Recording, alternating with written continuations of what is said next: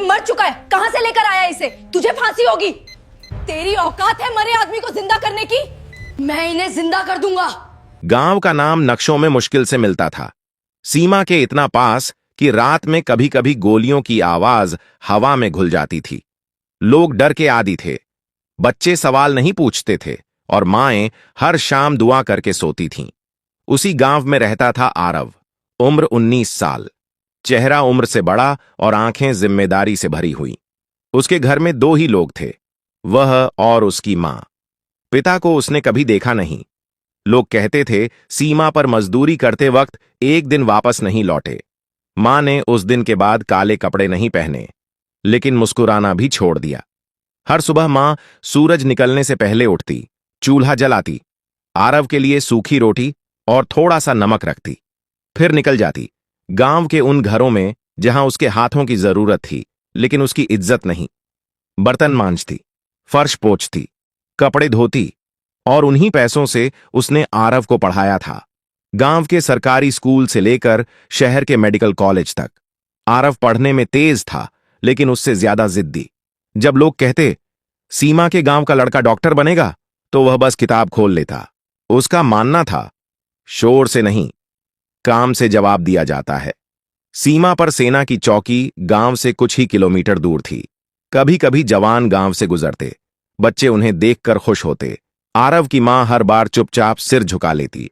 एक दिन दोपहर के वक्त जब हवा अजीब तरह से भारी थी, गांव में हलचल मच गई। खबर फैल गई, बॉर्डर पर एक जवान बेहोश हो गया है। लोग दौड़े, कोई पानी लेकर, कोई डर लेकर। आरव उस वक्त किताब में सिर गड़ाए बैठा था, एनाटॉमी का चैप्टर, सांस, फेफड़े, ऑक्सीजन। उसने शोर सुना तो बाहर निकला। सीमा की तरफ धूल उड़ रही थी। एक एम्बुलेंस तेजी से गांव के कच्चे रास्ते पर भागती दिखी। शहीद हो गया, किसी ने कहा। शब्द आरव के कानों में चुभ गए। उसने बिना कुछ सोचे अपनी चप्पल उठाई और दौड़ पड़ा। छोटे से सैन्य अस्पताल में अफरा तफरी थी। एक जवान स्ट्रेचर पर पड़ा था, चेहरा नीला, होंठ सूखे। डॉक्टर तेज आवाज में बोल रहे थे, नो पल्स, डिक्लेयर। कागज पर कलम चली। आरव दरवाजे के पास खड़ा था, हांफता हुआ, पसीने से भीगा। उसकी नजर जवान के सीने पर टिक गई। एक हल्की सी हरकत, बहुत हल्की, इतनी हल्की कि शायद सिर्फ वही देख पाया। ये जिंदा है। उसकी आवाज कांप रही थी लेकिन शब्द साफ थे। सबकी नजर उसकी तरफ गई। तुम कौन हो? एक डॉक्टर ने झुंझलाकर पूछा। मैं मेडिकल स्टूडेंट हूं, आरव ने कहा, और ये अभी जिंदा है। कमरे में सन्नाटा छा गया। किसी ने हंस दिया। भावनाओं में बह गया है। आरव आगे बढ़ा। उसका दिल तेज धड़क रहा था। सर, अगर अभी ऑक्सीजन और सही तरीके से रिससिटेशन दी जाए तो शायद। बाहर निकालो इसे, आदेश आया। दो सिपाही उसकी तरफ बढ़े, लेकिन आरव हटा नहीं। उसकी आंखों में डर नहीं था, बस एक बात थी, अगर वह चुप रहा तो एक सांस हमेशा के लिए खो जाएगी। और वहीं सीमा के उस छोटे से अस्पताल में एक गरीब मां का बेटा किस्मत के खिलाफ खड़ा था। कमरे में खामोशी अजीब थी, ऐसी खामोशी जिसमें हर सांस भारी लगती है।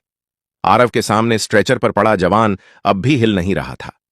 नीली पड़ती त्वचा, आंखें आधी खुली, सीने पर कोई साफ उठान नहीं, लेकिन आरव की नजरें वहां नहीं थीं जहां बाकी लोग देख रहे थे। वह गर्दन के पास देख रहा था। कैरोटिड आर्टरी, बहुत हल्की लेकिन मौजूद। पल्स है, आरव ने दोहराया। कमजोर है लेकिन है। एक सीनियर डॉक्टर ने झुंझलाकर कहा, तुम स्टूडेंट हो, यहां फैसला हम लेंगे। आरव ने पहली बार ऊंची आवाज में कहा, सर, अगर फैसला गलत हुआ तो यह जवान इतिहास बन जाएगा, अगर सही हुआ तो जिंदा इंसान। कमरे में मौजूद कुछ नर्सें रुक गईं। एक ने मशीन की तरफ देखा। मॉनिटर पर लाइन लगभग सीधी थी, लेकिन पूरी तरह नहीं। बीपी? आरव ने पूछा। बहुत लो, नर्स ने कहा। आरव ने जल्दी से कहा, हाइपोक्सिया है, ऑक्सीजन सैचुरेशन गिरा हुआ है, शायद कोल्ड एक्सपोजर और ब्लड लॉस का कॉम्बिनेशन। डॉक्टरों ने उसकी तरफ देखा।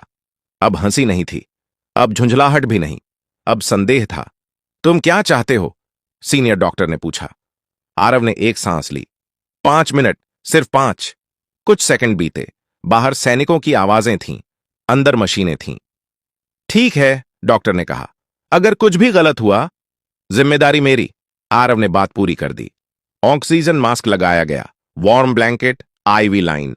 आरव की उंगलियां कांप रही थीं, लेकिन दिमाग स्थिर था। उसे अपनी मां याद आई, सर्दियों की सुबह, ठंडे पानी में बर्तन, और कहते हुए, पढ़ ले बेटा, तुझे मजबूत बनना है। उसने जवान के सीने पर हाथ रखा। हल्का सा प्रेशर, फिर सही रिदम। सीपीआर नहीं, उसने कहा, सपोर्टिव रेस्पिरेशन। मॉनिटर पर लाइन हिली, एक बीप, फिर दूसरी। सर, नर्स की आवाज फट गई। बीपी थोड़ा ऊपर गया। कमरे में कोई नहीं बोला। आरव ने सांस रोके रखी। 1 मिनट, 2 मिनट। जवान के होंठों में हल्की हरकत हुई। सीनियर डॉक्टर आगे आए, स्टेथोस्कोप लगाया। कुछ सेकंड, फिर उनकी आवाज बदली हुई थी। हार्ट एक्टिविटी है। किसी ने कुर्सी पकड़ ली, किसी की आंखें भर आईं। वही जवान जिसे कुछ मिनट पहले शहीद घोषित किया जा चुका था, अब सांस ले रहा था। आरव पीछे हटा। उसके घुटने कमजोर पड़ गए। वह दीवार से टिक गया। किसी ने उसके कंधे पर हाथ रखा। तुमने कमाल कर दिया, किसी डॉक्टर ने धीरे से कहा। आरव ने सिर हिला दिया। नहीं सर, बस जो सही लगा वो किया। लेकिन बाहर कहानी अलग बन चुकी थी। एक जवान जो मर चुका था, वह जिंदा था, और उसे जिंदा कहने वाला एक गरीब मां का 19 साल का बेटा। बाहर कदमों की आवाज तेज हो रही थी, अधिकारियों की। और आरव को अभी नहीं पता था कि यह सिर्फ एक जान बचाने की कहानी नहीं है, यह उसकी जिंदगी की सबसे बड़ी लड़ाई की शुरुआत है। अस्पताल के बाहर अब भीड़ जमा हो चुकी थी। गांव के लोग, कुछ जवान, कुछ अफसर।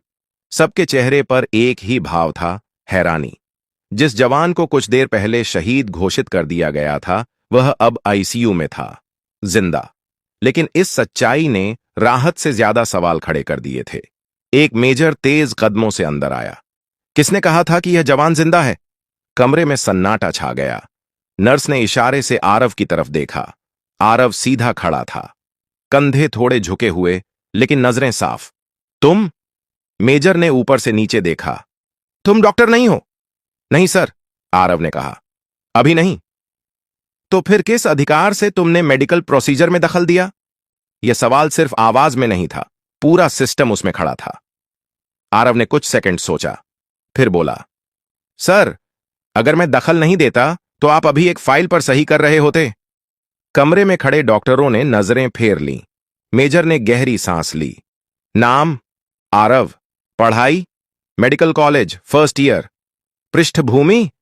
आरव की आवाज थोड़ी धीमी हो गई। सीमा के गांव से हूं, मां घरों में काम करती हैं। कुछ अफसरों के चेहरे सख्त हो गए, जैसे यह जानकारी किसी और चीज से ज्यादा भारी हो। तुम जानते हो, मेजर ने कहा, अगर जवान को कुछ हो जाता तो तुम पर गंभीर आरोप लगते। आरव ने सिर हिलाया। जानता था सर।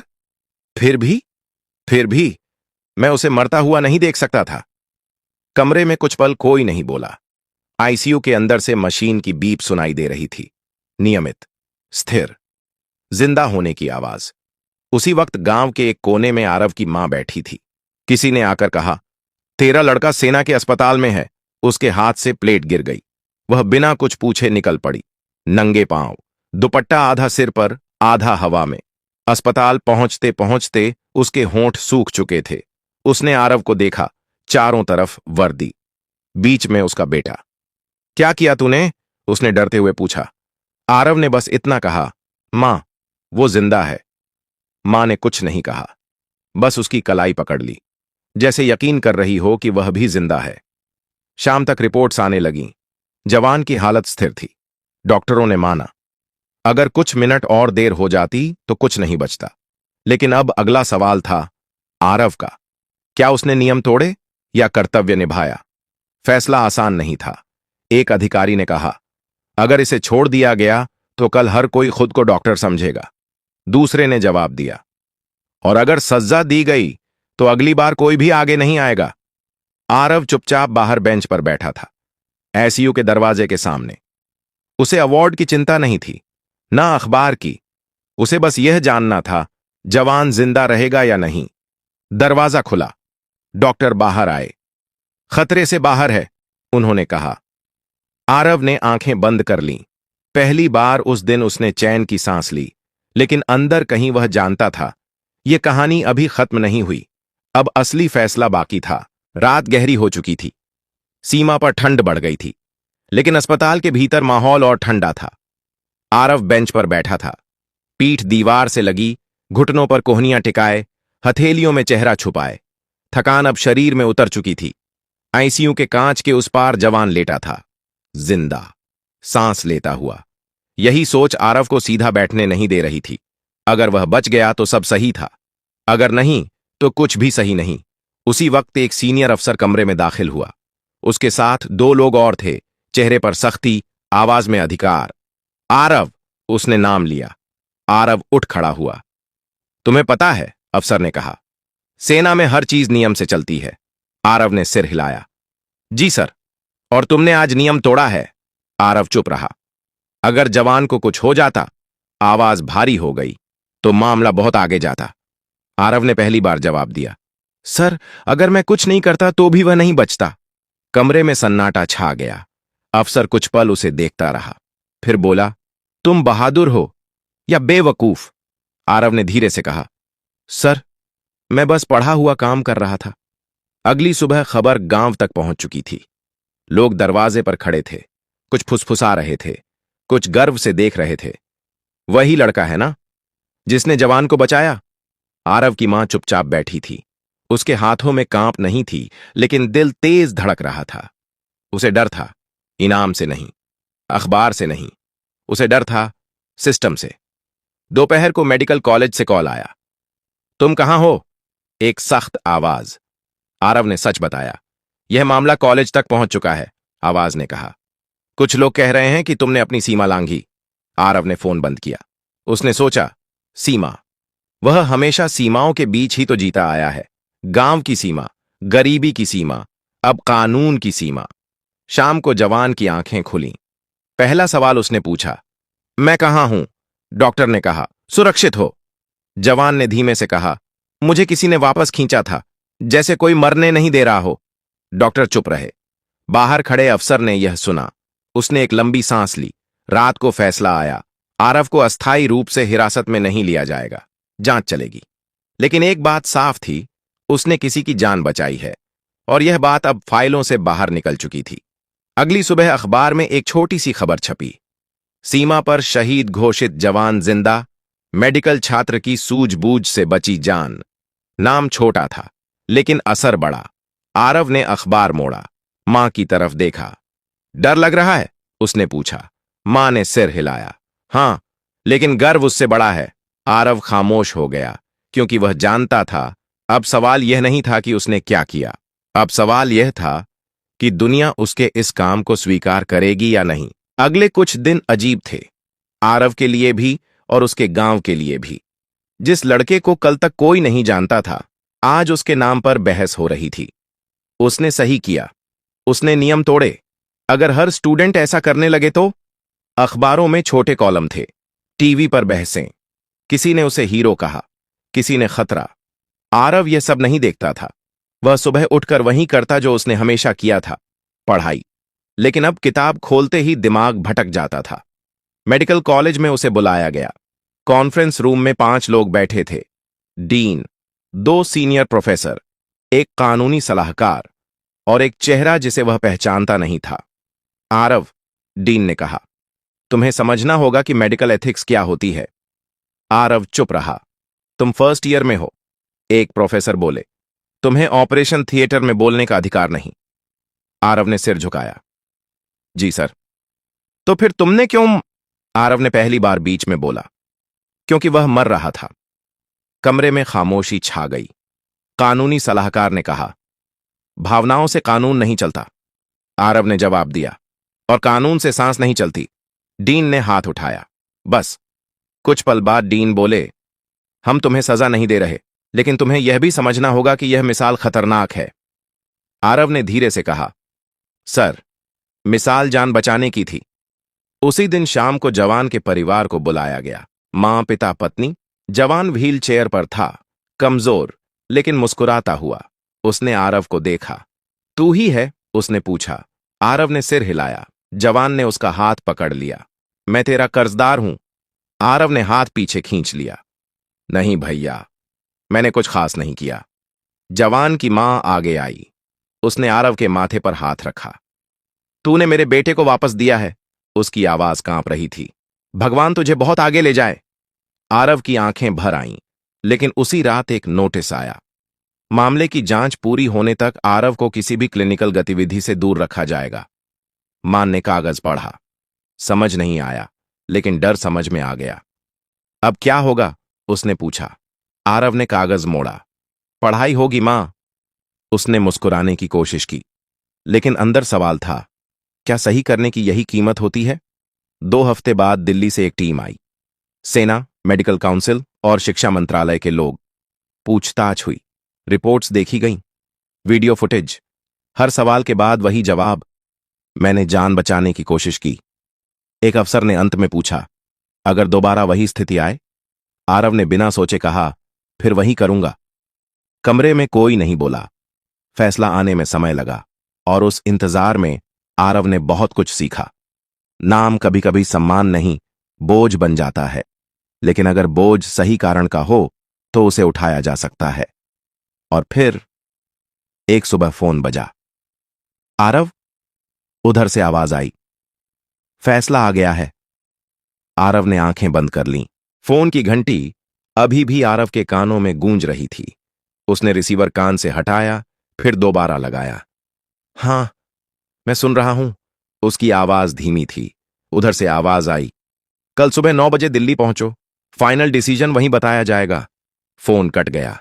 आरव देर तक वहीं खड़ा रहा। मां चूल्हे के पास बैठी थी। उसने आरव का चेहरा देखा तो समझ गई, कुछ बड़ा होने वाला है। डर लग रहा है? मां ने पूछा। आरव ने सिर हिलाया। नहीं मां, बस भारी लग रहा है। मां ने उसकी पीठ थपथपाई। जो सही किया है उसका डर नहीं होता। दिल्ली की इमारतें आरव के गांव से बिल्कुल उलट थीं। ऊंची, ठंडी और बेपरवाह। एक बड़े कॉन्फ्रेंस हॉल में मीटिंग चल रही थी।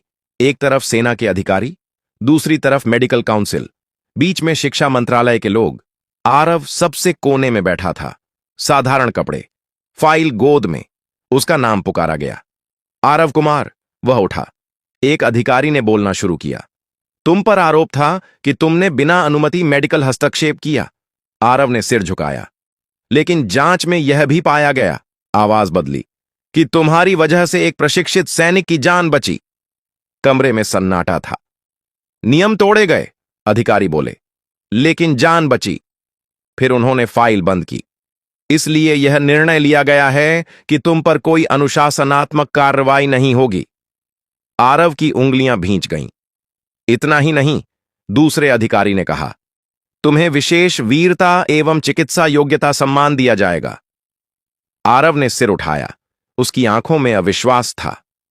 और आवाज आगे बढ़ी, तुम्हारी आगे की पढ़ाई के लिए पूर्ण छात्रवृत्ति स्वीकृत की जाती है। कमरे में हल्की तालियां बजीं। आरव कुछ नहीं बोला। उसने सिर्फ इतना कहा, धन्यवाद। लेकिन वह जवान? अधिकारी मुस्कुराए। वह पूरी तरह सुरक्षित है। शाम को आरव मां के साथ स्टेशन पर बैठा था, हाथ में वही फाइल, लेकिन अब बोझ नहीं लग रही थी। मां ने कागजों को छुआ। अब मुझे काम पर नहीं जाना पड़ेगा? आरव ने सिर हिलाया। नहीं मां। मां की आंखें भर आईं। तो मेरी मेहनत सफल हो गई। ट्रेन की सीटी बजी। आरव ने खिड़की से बाहर देखा। सीमा की तरफ जाती पटरियां। उसे लगा जैसे वह लौट रहा हो, लेकिन बदला हुआ। कुछ दिन बाद सेना के कैंप में एक छोटा सा समारोह हुआ। जवान व्हील चेयर से खड़ा हुआ, आरव को सैल्यूट किया। मेरी जिंदगी तुम्हारी वजह से है, उसने कहा। आरव ने हाथ जोड़ दिए। मेरी पढ़ाई आपकी वजह से सार्थक हुई। तालियां गूंजी। लेकिन आरव जानता था, यह अंत नहीं है। यह सिर्फ एक मोड़ है। एक गरीब मां का बेटा जो अब सिर्फ डॉक्टर नहीं बनना चाहता था, वह ऐसा डॉक्टर बनना चाहता था जो सही वक्त पर सही जगह खड़ा हो सके। अवार्ड की चमक कुछ दिनों में फीकी पड़ गई, लेकिन आरव के अंदर कुछ और चमकने लगा था, जिम्मेदारी। अब वह कॉलेज में सिर्फ एक स्टूडेंट नहीं था, लोग उसे पहचानने लगे थे। क्लास में फुसफुसाहट होती, यही है वो सीमा वाला केस। कुछ सम्मान से देखते थे, कुछ जलन से, और कुछ ऐसे भी थे जो इंतजार कर रहे थे कि वह कब गिरे। आरव को फर्क नहीं पड़ता था। वह अब पहले से ज्यादा पढ़ता था, ज्यादा सवाल पूछता था, ज्यादा ध्यान देता था। उसे पता था एक गलती अब सिर्फ उसकी नहीं होगी, उसकी मां का जीवन भी बदल गया था। अब उसे दूसरों के घर बर्तन नहीं मांजने पड़ते थे, लेकिन उसने हाथ खाली नहीं रखे। अगर आपको यह कहानी दिल से अच्छी लगी हो तो लाइक जरूर करें, चैनल को सब्सक्राइब करें, दोस्तों के साथ शेयर करें और कमेंट में जरूर बताइए आप यह कहानी किस शहर या गांव से देख रहे हैं।